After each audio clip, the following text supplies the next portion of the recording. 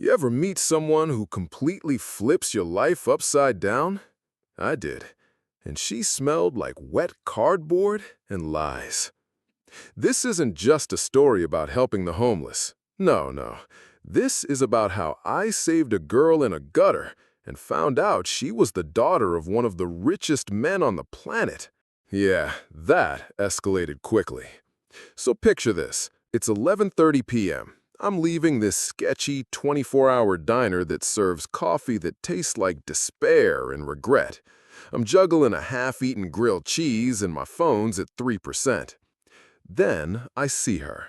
She's soaked, shivering, and mumbling something about losing her key card to the embassy. Embassy? What? I think maybe she escaped from a psych ward, or maybe she's just cold and confused. Either way, I hand her my hoodie and offer her half my grilled cheese. Yeah, I know, hero. She hesitated at first. Not at the grilled cheese, that disappeared in under 10 seconds. But the hoodie, that got an eyebrow raise. You could tell she wasn't used to anyone giving her something without wanting something in return. We sat on that curb for maybe 30 minutes. Just silence, rain, and the occasional passing car throwing gutter water onto our shoes. She told me her name was Jen, just Jen, and she asked me if I believed in second chances. I said, no, but I believe in first chances that start late. So next morning, I bring her to the community center where I volunteer. Not fancy, but warm. Friendly faces. The coffee still tastes like regret, but the eggs are decent. She acts like she's never been in a building without marble floors. She stares at a vending machine like it's an alien artifact. And the way she showers, like she expects someone to walk in and start a press conference. Later, she tells me, there are cameras in everything now, even the soap dispensers. Cool, I'm helping a conspiracy theorist. But then she says something that sticks. When you're born in a cage, it takes a while to stop seeing bars. By day 3, I get her to trust me enough to share her real name. Genevieve Rothschild Hawthorne.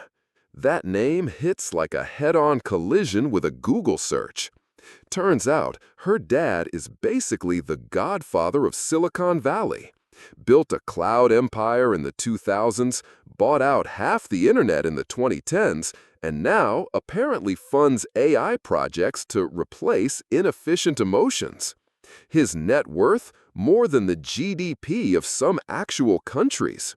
Genevieve? She vanished from a gala in Monaco 6 months ago. There are tabloid stories, Reddit theories, even a fan subreddit.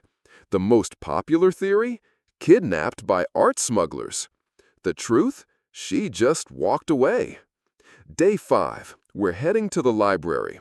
I'm trying to teach her how to use the public internet without a VPN tunnel. And then, boom, black SUV, tinted windows, brakes screech. A guy steps out in a tailored suit, earpiece, briefcase that probably contains more cash than I've made in my whole life. We've been looking for Miss Hawthorne. I step in front of her, like I'm about to take a bullet. My heart's racing, my brain is screaming, this is how people die in documentaries. But Genevieve, she just sighs, like it's a chore. She says, tell father I'm not coming home. They eventually talk her into visiting a neutral location, which is apparently a penthouse 80 floors up with biometric scanners, a koi pond, and original Basquiat art casually hanging in the hallway. And there he is, the man himself, Lucien Rothschild Hawthorne, wearing a suit that costs more than a used car, looking at me like a weird bug that somehow crawled onto his designer rug. He says, "You fed my daughter in a gutter. That means you've earned a conversation." I say, cool, I'm still not validating parking. Lucien breaks it down like a movie villain monologue. Genevieve was meant to marry into another tech dynasty. Big, splashy engagement, full-blown IPO merger behind it. The kind of stuff where champagne costs more than cars. But Genevieve ghosted the whole thing. Disappeared. No note, no phone. Why? She tells me, they wanted my face, not my voice. That line hit me, because in her world, silence isn't safety, it's strategy. So she ran, on foot, no credit cards, no ID, just a hoodie, a fake name, and the hope that someone would treat her like a person. Over the next few weeks, I get pulled into this weird limbo between two worlds. One day, I'm eating cup noodles with Genevieve in my apartment, watching reruns of Kitchen Nightmares. Next day, I'm sitting in a Rothschild conference room explaining why real people don't trust smart fridges. Lucian calls it urban empathy consulting. Genevieve calls it penance. I call it surprisingly well paid. Genevieve didn't just want out of her family, she wanted to build something. She launched an anonymous online project, a resource network for other rich kids trying to escape golden cages. No names, no brands, just help. I helped her design it. We used burner phones, public libraries, and a VPN that made us look like we were broadcasting from Greenland. She called it Third Exit. Within a month, dozens of people reached out. Eventually, the spotlight came back. A journalist got wind of her reappearance. The Rothschild PR team scrambled. Genevieve didn't run this time. She held a press conference. Clean clothes, hair done, but she spoke her truth. I am more than a headline, more than a dollar sign. And if you see someone on the street and think they're nobody, maybe ask why you think that. Mic drop.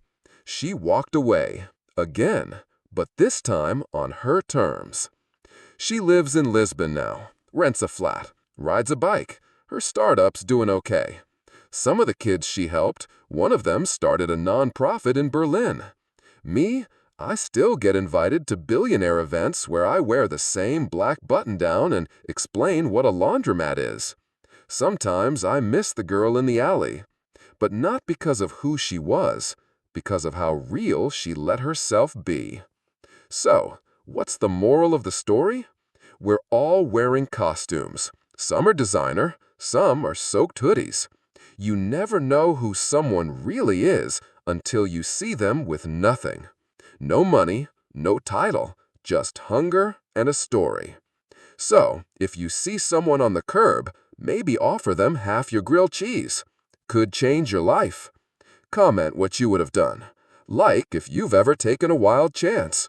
Subscribe if you believe in second, first chances. And remember, reality's weirder than fiction and way more human.